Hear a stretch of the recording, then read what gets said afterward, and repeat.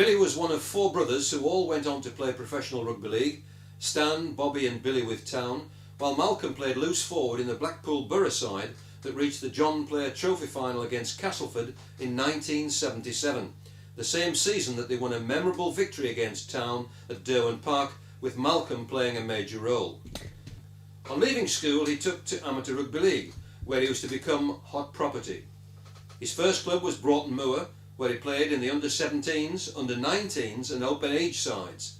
It was when he moved to Cockermouth, when he was about 19, that things started to really happen. During the 1973-74 season, he picked up the Most Improved Player award, while the following season, 1974-75, he was in the Cockermouth squad that reached the final of the Cumbria Amateur Cup. He was voted Player of the Year, Referees Player of the Year, and played in the Cumberland County team that won the county championship. He also realised his ambition of representing England when he played against France at Lyon.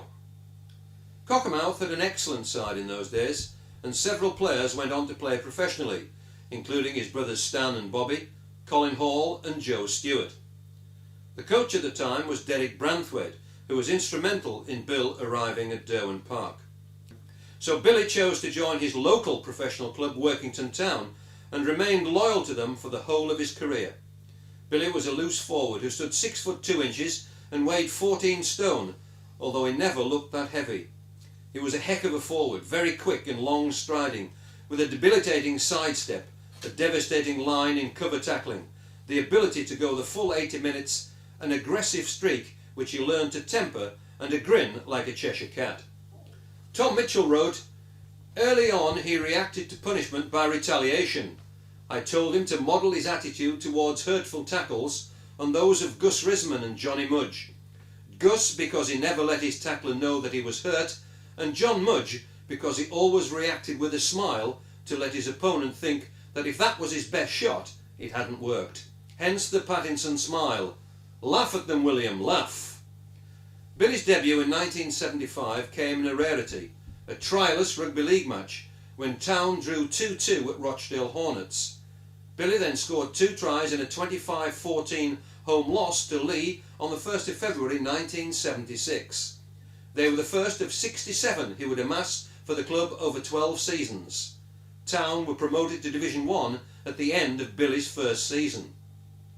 His first 4 years with Workington were that mini golden age, when Town contested 4 consecutive Lancashire Cup finals, and the club could still harbour ambitions of returning to the very top flight. Billy played in all 4, the first 3 at loose forward and the last in the second row. Naturally, the most memorable was October 29th, 1977, when Town thrillingly beat Wigan 16-13 at Warrington. The other 3, however, all provided Billy with runners-up medals, as each time Widnes proved too good, all the games being at Central Park, Wigan. Billy and his good lady Irene were married on Saturday the 8th of October 1977, 3 weeks before the Lancashire Cup final, and such was his dedication to the game that Billy was in the Town squad the following day. The happy couple then managed 2 days away before Billy returned for training. At this time, life in the top flight was becoming a much more comfortable place, and 1978-79 saw Workington Town achieve what was their best ever position in Division 1 when they completed the season in 9th position in the league, which meant they just missed out on a place in the Premiership playoff. In cup competitions, Town were proving that they had lost none of their appetite for success. Even before the season had started, they were invited to take part in the Wigan Sevens and duly came away with the trophy. Billy, of course, was a member of the team.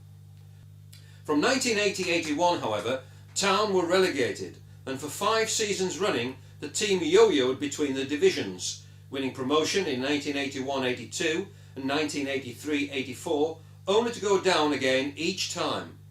Billy was a constant, eloquent reminder of what a class player could do in the right circumstances. Billy had to wait until 1980 for his Cumbria debut, starting a 9-3 win against the Kiwis at Whitehaven. In 1985 he played against them again, less happily, being sent off in a 32-6 defeat. Undoubtedly though, Bill's greatest honour was when he pulled on an England jersey to represent his country in 2 internationals against Wales and France. His debut on the 21st of February 1981 as a half-time substitute was an anticlimax in a truly dreadful match at Headingley, which England lost 5-1.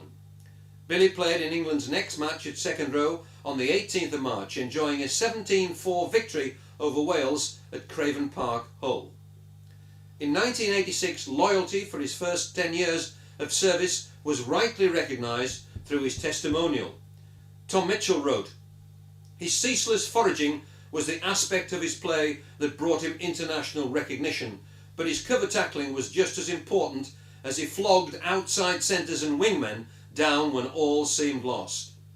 Players Association Secretary Dick Viney wrote, "Billy gave me unstinting support as a players' member of the committee. To show his popularity and appreciation of his prowess as a player, there was hardly a year that he did not receive 1 or more trophies at the annual presentation night. I feel honoured to have viewed him as a player and to have been associated with him." A county player and international, Billy must be ranked as one of Workington Town's most consistent players during the last decade and always gives 100% effort. When Billy does call it a day, Town will have lost a tremendous character, respected both on and off the field by all rugby league people. Billy Pattinson was a one-club man, giving 12 years service to Workington Town Rugby League Club. He had chances to leave, as several strong approaches were made to the club to get him away, including St Helens, Hull and Salford. Hull apparently offered £55,000, but Billy toughed it out until he retired in 1987, having put in 322 action-packed appearances. Thank you, Billy Pattinson.